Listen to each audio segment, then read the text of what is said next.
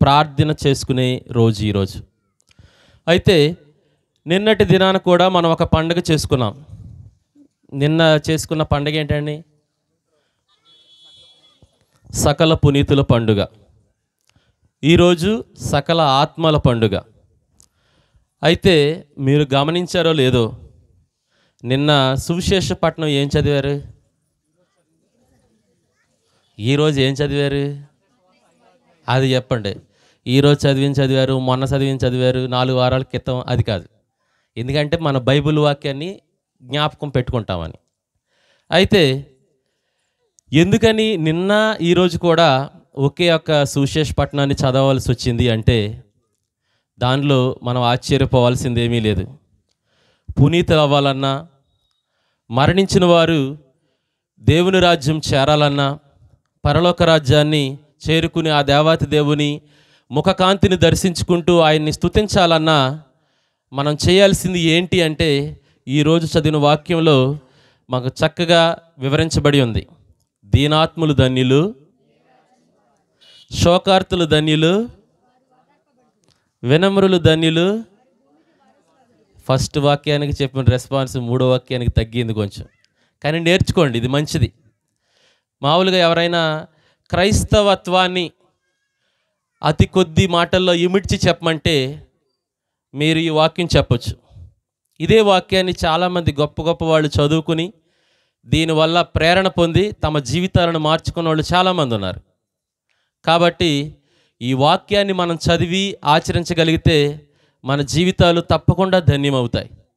దీన్ని నిజంగానే తూచా తప్పకుండా ఆచరిస్తే మనమంతా పునీతులం అవుతాం. ఈ వాక్యాన్ని ఆచరించిన వారు మరణించినట్లయితే తప్పకుండా దేవుని రాజ్యంలో చేరతారు. అందుకోసమనే నిన్నటి రోజు మరియు ఈరోజు కూడా అదే సువిశేషపట్నాన్ని చదివాం.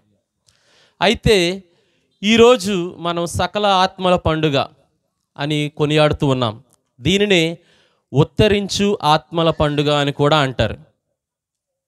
ఉత్తరించు ఆత్మల పండుగ అంటే మరణించిన వారిలో 3 రకాల దశలు ఉంటాయి. నిన్న ఫాదర్ గారు చక్కగా వివరించారు. మొదటి దశలో ఉన్న వాళ్ళు ఎవరంటే పునీతులు. వాళ్ళు విజయాన్ని సాధించిన వాళ్ళు కనుక తప్పకుండా దేవుని సన్నిధిలో ఉంటారు. మనం దర్శన గ్రంథంలో చూసినట్లయితే ఒక గొప్ప సమూహము ఆ యొక్క దేవుని సన్నిధిలో నిలబడి ఆయన్ని స్తుతిస్తూ ఉన్నారు. అలాగే 4 జీవులు, ఆ తర్వాత క్రీస్తు ప్రభు, వీళ్ళంతా దేవుని ముఖకాంతిని చూస్తూ ఆరాధిస్తూ ఉన్నారని నిన్న మనం వాక్యంలో చదువుకున్నాం. వీరి కోసం మనం ప్రార్థన చేయడం కాదు, కానీ వాళ్ళే మన కోసం ప్రార్థన చేస్తారు. వాళ్ళు పునీతులు.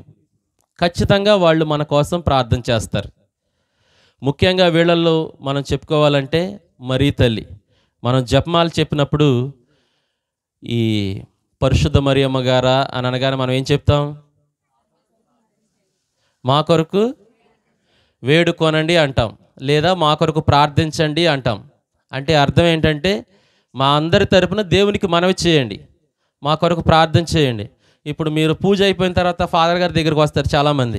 ఏమడుగుతారు?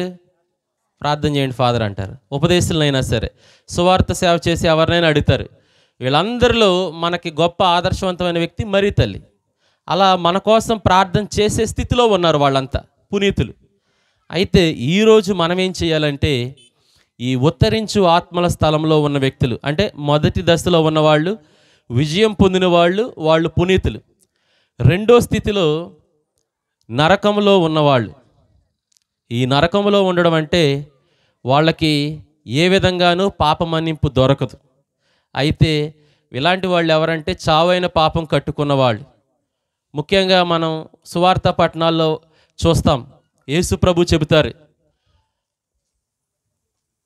యేసు ప్రభుకి విరుద్ధంగా పాపము చేస్తే అది మన్నించబడుతుందంట. ఏ పాపం అసలు మన్నింపబడదని యేసు ప్రభు చెప్పారు. ఏం పాపం అది? వెరీ గుడ్, చాలా సంతోషం. పవిత్రాత్మ దేవునికి విరుద్ధంగా కట్టుకున్న పాపానికి ఈ జీవితంలోనూ ఆ తరువాత రానున్న జీవితంలో కూడా పాపమన్నింపు దొరకదంట. అలాంటి వాళ్ళు ఖచ్చితంగా నరకంలోనే ఉంటారు. తరువాత మూడో స్టేజ్ ఏంటంటే వీళ్ళు ఉత్తరించు ఆత్మల అంటారు. అంటే ఉత్తరించు ఆత్మల స్థలం.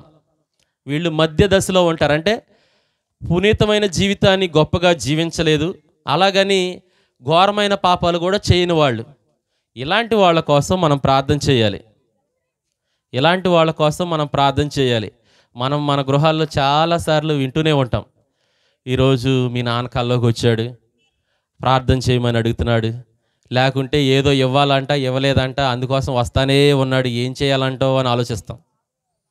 లేదంటే మీ అమ్మ కల్లోకి వచ్చింది, ఏదో అడుగుతుంది అంటే చనిపోయిన వాళ్ళ గురించి చెప్తాం. అయితే ఇది కొంతమంది ఊహించి చెబుతారేమో, కానీ చాలాసార్లు ఇది నిజం. ఏంటంటే వాళ్ళు దేవుని ముఖాన్ని చూడలేక, దేవుని సన్నిధి చేరలేక